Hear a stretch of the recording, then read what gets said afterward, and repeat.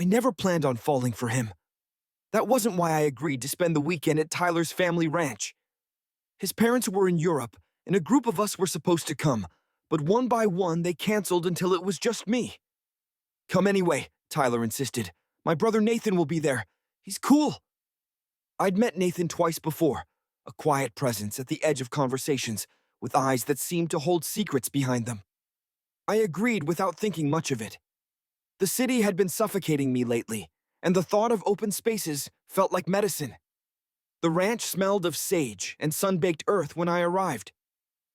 Tyler had to leave unexpectedly that evening, a work emergency he couldn't ignore. Nathan will take care of you, he said, clapping my shoulder. He knows you're staying.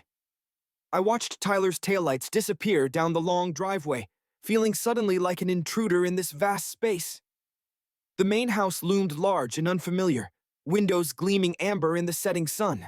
I hesitated on the porch, my weekend bag heavy in my hand, before finally knocking. Nathan opened the door with a beer already extended toward me, as if he'd been waiting. Tyler texted, he said simply. His voice was deeper than I remembered, with a slight drawl that must have resurfaced now that he was home.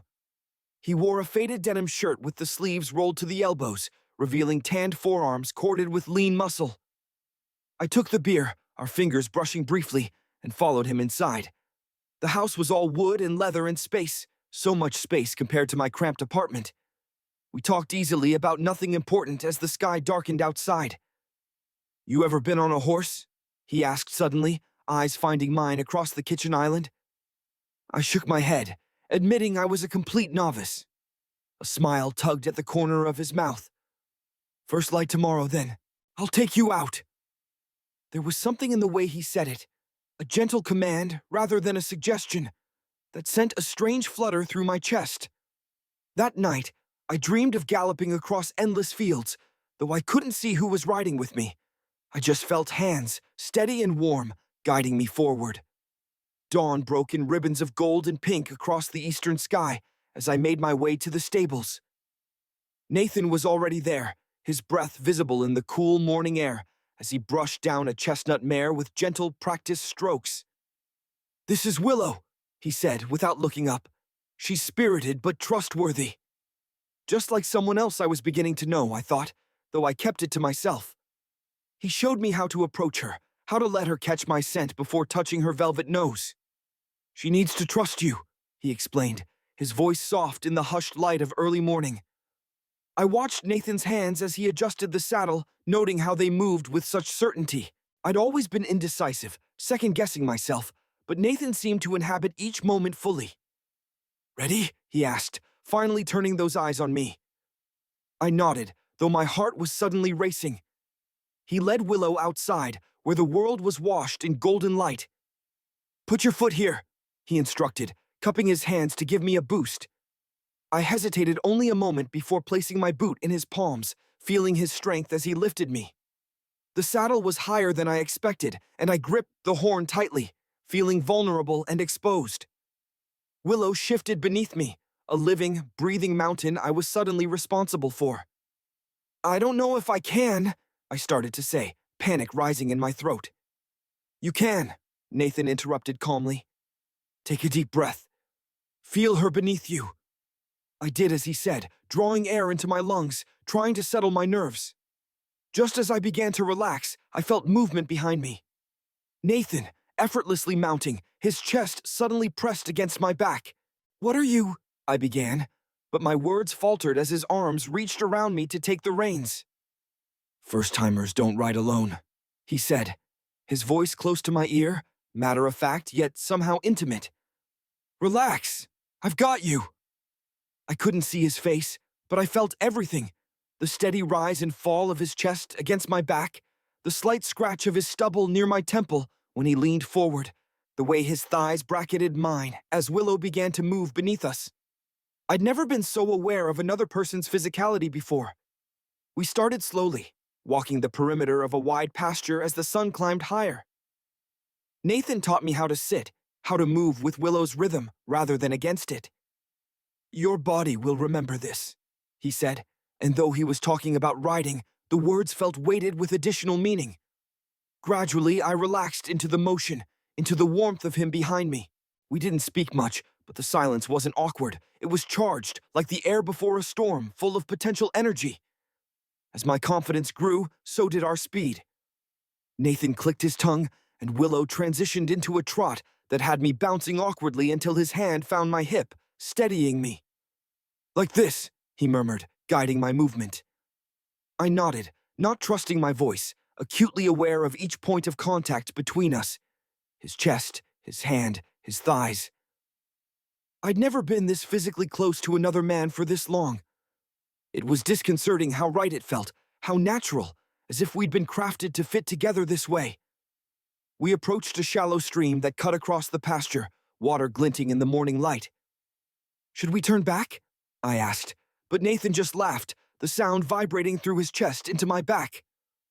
"Willow loves water," he said, and before I could protest, we were splashing through the stream, cool water spraying our legs. I gasped, then found myself laughing too, the sound of our mingled joy rising into the clear air.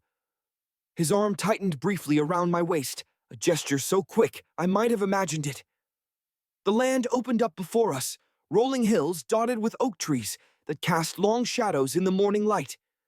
We rode in comfortable silence, the only sounds the rhythmic hoofbeats, the occasional call of a bird, and our synchronized breathing. I found myself hyper-aware of the places our bodies connected, the press of his chest against my back, the way his breath stirred the hair at my nape. When had another person's proximity ever affected me like this? I couldn't remember, and the realization was both thrilling and terrifying. When we reached a small pond, Nathan pulled gently on the reins, and Willow stopped to drink. The water's surface was a perfect mirror, reflecting the sky, the surrounding trees, and us, two figures merged into one atop the graceful mare. Our eyes met in the reflection, and something passed between us, silent but undeniable. I watched his reflected face, the strong line of his jaw, the intensity in his gaze as it held mine. Neither of us spoke, but in that moment, words seemed unnecessary, even intrusive. We continued our ride, cresting a small hill where an ancient oak spread its massive limbs like welcoming arms. "Let's rest a minute," Nathan suggested, and I nodded, suddenly aware of the pleasant ache in my thighs from our ride. He dismounted first, in one fluid motion that spoke of years of practice, then reached up to help me. His hands were firm on my waist as I slid down, our bodies aligned for one vertigo-inducing moment before my feet touched the ground. My legs felt unsteady, though whether from the ride or his proximity, I couldn't tell. We sat beneath the oak's sprawling canopy, sharing water from Nathan's canteen. "Tyler never mentioned you were interested in ranching," he said, studying me with those penetrating eyes. I admitted I wasn't, not really, but something about this place, about this morning, felt significant in a way I couldn't articulate. "Sometimes we find ourselves in unexpected places," he replied, his voice thoughtful. A gentle breeze stirred the leaves above us, dappling his face with shifting patterns of light and shadow. As we talked, a strand of my hair blew across my face, catching on my lips. Before I could brush it away, Nathan's hand was there, his fingers gentle as they tucked the wayward lock behind my ear. His touch lingered, just for a heartbeat, at the sensitive skin of my neck. Our eyes met, and time seemed to stretch like taffy, seconds expanding to contain multitudes. My heart hammered against my ribs as his gaze dropped briefly to my lips, then back to my eyes, a question in them I wasn't sure I was ready to answer. The ride back felt different somehow, charged with unspoken possibility. The sun was higher now, warming our shoulders as Willow carried us homeward. Nathan's body felt more relaxed against mine, or perhaps I was simply more aware of it. The steady rhythm of his heartbeat, the gentle pressure of his arm when he reached around me to adjust the reins. We didn't speak much, but the silence between us had transformed, become rich with meaning, with things unsaid but mutually understood. As the ranch house came into view in the distance, I felt a curious reluctance growing within me. I didn't want this ride to end, didn't want to break whatever spell had been cast over us during these hours together. Nathan must have sensed it too, because Willow's pace slowed, as if he were also trying to prolong our time. The morning had started as a simple horseback ride, but had transformed into something else, something significant and fragile that I was afraid might shatter once we dismounted. We were nearly back to the stables when Nathan suddenly pulled on the reins, bringing Willow to a stop in a small clearing just out of sight of the main house. We sat motionless for a moment, the only sound the soft huffing of Willow's breath and the distant call of birds. I felt Nathan shift behind me, his chest pressing closer against my back. Then his voice, low and husky with emotion, his breath warm against my ear as he whispered, "Stay still. I don't want this to end." My breath caught in my throat, my heart suspended between beats as the world narrowed to this single moment, this man, this whispered confession. And then, his words hung in the morning air between us. "Stay still. I don't want this to end." For a moment, I wasn't sure I'd heard him correctly, the whisper so faint it could have been the wind through the tall grass or my own wishful thinking. I swallowed hard, my throat suddenly dry, and leaned forward slightly, creating a small space between us. Not rejection, just breathing room. My heart thrummed like a hummingbird's wings against my rib cage, each beat carrying questions I didn't know how to ask. "Did you say something?" I finally managed, my voice barely audible even to my own ears. I felt rather than saw Nathan's hesitation, the subtle tensing of his body behind mine, the way his breath caught before he slowly released it. His hands, still holding the reins on either side of me, remained steady despite whatever uncertainty might be coursing through him. That was Nathan, solid, even in moments of vulnerability. I wondered briefly what it would be like to move through life with such quiet confidence. "I said," he began, his voice lower now, steadier, "I feel safer holding you like this." Not the exact words he'd whispered before, but in their simplicity, somehow more intimate.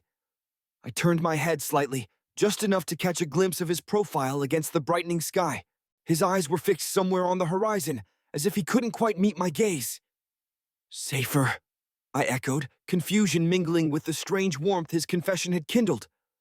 What did a man like him, so capable, so self-assured, have to fear? He nodded almost imperceptibly. "There's a clearing not far from here," he said, instead of explaining.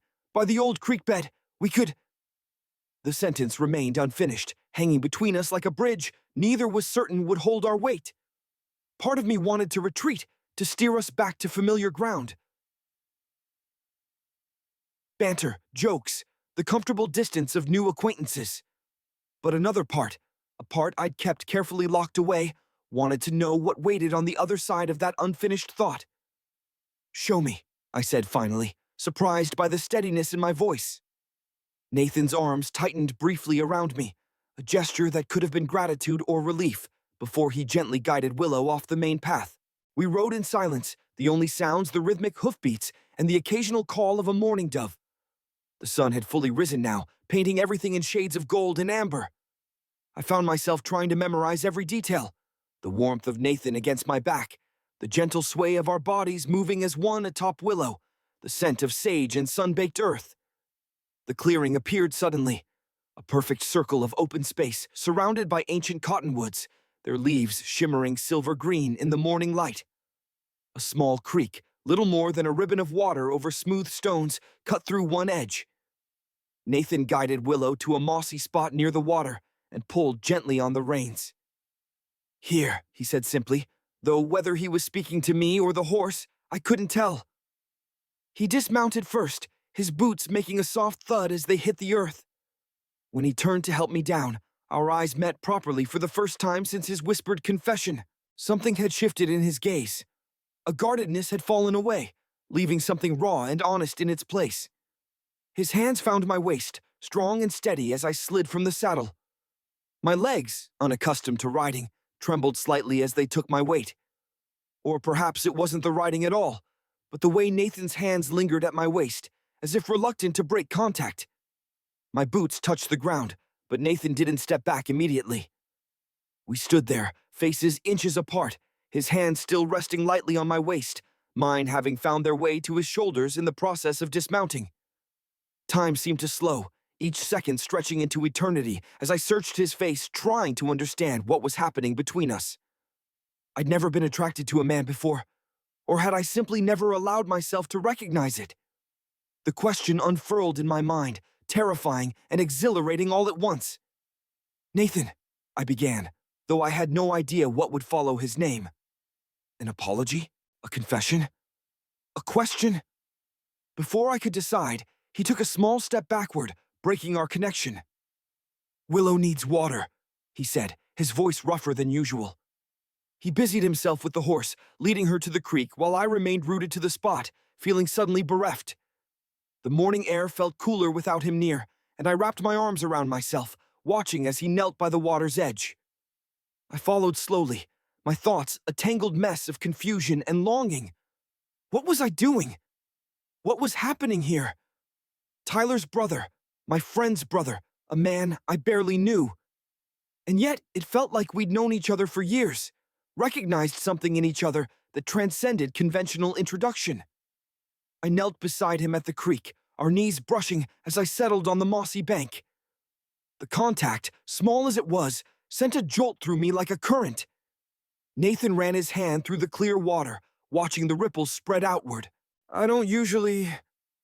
he started, then shook his head slightly, leaving the thought unfinished. I understood somehow, without him needing to complete it. This wasn't usual for him either, this immediate connection, this pull towards someone he barely knew. The realization was both comforting and terrifying. What were we supposed to do with this knowledge? How were we supposed to act on it, or not act on it? Willow had wandered a few feet away to graze on the lush grass. Without the horse between us, without the purpose of the ride to focus on, we were just two people alone in a clearing, facing something neither of us had anticipated. I'm not, I started to say, but Nathan cut me off gently. You don't need to explain or define anything, he said, his eyes still on the water. Neither do I. The simple acceptance in his voice loosened something tight in my chest. We sat in silence for a while, listening to the gentle gurgle of the creek and Willow's occasional snorts as she grazed nearby. It was a companionable silence, not awkward despite the charged moment we'd shared. I come here to think, Nathan said finally, when things get too loud in my head. I nodded, understanding perfectly what he meant. We all need places of refuge, spaces where we can hear ourselves think, where we can be fully present without distraction. What gets loud? I asked, genuinely curious about this man who seemed so contained, so at peace with himself. Nathan considered the question for a moment, skimming his fingers across the water's surface. Expectations, he said finally, family legacy, the weight of this land. He gestured vaguely at the surrounding pastures. My father wants me to take over the ranch someday. Tyler has no interest in it, so it falls to me. And I love it here, I do. But sometimes I wonder if I love it because it's truly mine to love, or because I've never known anything else. The confession, so honest and unguarded, made my chest ache with recognition. Wasn't that of the human condition? To wonder if the paths we walk are truly chosen, or merely accepted. What would you do? I asked. If you could do anything? Nathan smiled then, a small, private smile that transformed his face, softening the strong angles into something almost boyish. I'd still work with horses, he said, but I'd train therapy horses maybe. Help people heal. I could picture it so clearly. Nathan's gentle patience extended to those in need of healing, his quiet strength, a foundation they could lean on. You'd be good at that, I said softly, and was rewarded with another smile, this one directed fully at Mifo. Our eyes met and held, and something passed between us, an understanding that went beyond words. Here was someone who saw me, really saw me, and whom I was beginning to see in return. Without thinking, I reached out and touched his hand where it rested on the moss between us. A simple gesture, skin against skin, yet it felt monumental, like crossing a threshold from which there was no return. Nathan turned his palm upward, his fingers curling around me in quiet acceptance. We sat like that for what felt like hours, but was probably only minutes, connected by that small point of contact, neither pushing for more nor retreating into safety. Eventually, we rose and walked to the fence line that marked the boundary of the clearing. Willow followed at a leisurely pace, apparently content to stay near us. The sun had climbed higher, warming the earth and releasing the sweet scent of wildflowers. Nathan leaned against the weathered wood of the fence, and I mirrored him, our shoulders nearly touching. "I didn't plan this," he said suddenly, eyes fixed on the distant hills. "When I offered to take you riding, I didn't—" "I know," I interrupted gently. "Neither did I." And it was true. Whatever was unfolding between us wasn't calculated or expected. It was organic, a natural growth like the wildflowers that dotted the pasture before us. Nathan turned to face me then, his expression a complex mixture of relief and uncertainty. We were so close that I could see the varying shades of brown in his eyes, the small scar above his left eyebrow, the slight stubble darkening his jaw. Without warning, he reached out, his fingers ghosting along my cheek in a touch so light it could have been imagined. I leaned into it instinctively, like a plant turning toward the sun. His hand cupped my face fully then, warm and slightly calloused from years of ranch work. "This is crazy," he murmured, but he didn't pull away. Neither did I. Instead, I found myself leaning forward, drawn by some invisible force I couldn't name or resist. Our foreheads touched first, resting against each other as our breaths mingled in the small space between us. His hands found my waist, steadying me, or perhaps himself, as mine hesitantly settled on his chest. I could feel his heartbeat, rapid and strong, mirroring my own. We stayed like that for several breaths, suspended in a moment of perfect potential, neither advancing nor retreating, simply being together in the quiet of the morning. When his lips finally found mine, it was with a gentleness that nearly undid me. A questioning touch, tender and hesitant, offering rather than taking. I responded in kind, my eyes closing as I leaned into the kiss, my hands sliding up to rest on his shoulders. It was unlike any kiss I'd experienced before, not in technique, but in feeling. There was no performance in it, no attempt to impress or conquer. Just connection, pure and honest. We broke apart after a moment, both slightly breathless, eyes searching each other's faces for regret or uncertainty. I found none in his expression, only a quiet wonder that I suspected was mirrored in my own. "I've wanted to do that since you arrived," Nathan admitted, his voice low and slightly rough. The confession sent a thrill through me. To be wanted, to be seen in that way by someone like him, it was intoxicating and terrifying all at once. "I didn't know I wanted you to," I replied honestly. "Until today." Nathan nodded, understanding in his eyes. We were navigating uncharted waters, both of us learning as we went. His thumb traced my cheekbone, a touch so gentle it made my chest ache. "We should head back," he said reluctantly, "before they send out a search party." The reminder of the outside world, of Tyler, of responsibilities and expectations, was like a bucket of cold water. Reality began to seep back in as we walked to where Willow was grazing. What were we doing? What happened next? The questions crowded my mind, stealing some of the pure joy of the moment we'd shared. Nathan must have sensed my sudden tension because he reached for my hand, squeezing it reassuringly. "One step at a time," he said quietly. "No pressure, no expectations." The simple promise eased some of the tightness in my chest. We led Willow to the small water trough at the edge of the clearing. As she drank, Nathan turned to face me again, his expression serious but gentle. "I don't want you to feel," he began, searching for the right word.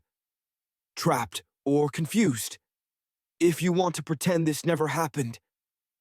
The offer hung between us, a way out if I needed it. The fact that he would give me that choice, that he put my comfort above his own desires, made my decision easier. I shook my head, stepping closer to him. "I don't want to pretend," I said, surprising myself with my certainty. I've never felt this way about—" I gestured vaguely between us, unable to find the right words. Nathan smiled, the expression warming his eyes. "About a man?" he supplied gently. I nodded, grateful for his understanding. "It's okay," he assured me. "We'll figure it out together, if that's what you want." In answer, I leaned forward and kissed him again, this time with more confidence. His arms wrapped around me, pulling me closer as he deepened the kiss. There by the water trough, with only Willow as witness, something shifted inside me, a door opening to a room I hadn't known existed. When we finally pulled apart, I felt lighter somehow, as if I'd set down a burden I hadn't realized I'd been carrying. The ride back to the ranch was different. This time, I leaned back against Nathan's chest without hesitation, savoring the solid warmth of him. We didn't speak much, but the silence was comfortable, filled with unspoken understanding. Occasionally, his lips would brush against my temple or the curve of my ear, casual affection that felt both new and somehow familiar, as if we'd been doing this for years instead of hours. As the ranch house came into view, I felt a pang of regret. Soon, we would have to rejoin the world, with all its complexities and judgments. As if reading my thoughts, Nathan's arms tightened around me briefly. "This doesn't have to end here," he said softly, "unless you want it to." The choice, again, was mine. The power of that, of being given agency in this unexpected connection, was profound. We dismounted near the stables, our movements more natural now, a dance we were learning together. Nathan took his time unsaddling Willow, his hands moving with practiced efficiency as he cared for the mare. I watched him work, admiring the easy confidence in his movements, the genuine affection he showed the animal. When he'd finished, he turned to me, a slight smile playing at the corners of his mouth. The setting sun painted everything in shades of gold and amber, catching in Nathan's hair and turning his eyes to liquid honey. He stepped closer, reaching out to brush a strand of hair from my face. His fingers lingered, tucking the wayward lock behind my ear with tender precision. In the warm glow of sunset, his face was open, unguarded, a map of possibilities I suddenly wanted to explore. "We'll ride again tomorrow," he murmured, the words somewhere between a question and a promise. Our eyes met and held in the golden light, and I found myself nodding, a smile spreading across my face to match his own. Tomorrow. The word held so much potential, so many uncharted trails to discover together. Whatever this was between us, this unexpected connection, this dawning recognition, it wasn't ending, it was just beginning, like the promise of a new day, with all its mystery and wonder waiting to unfold.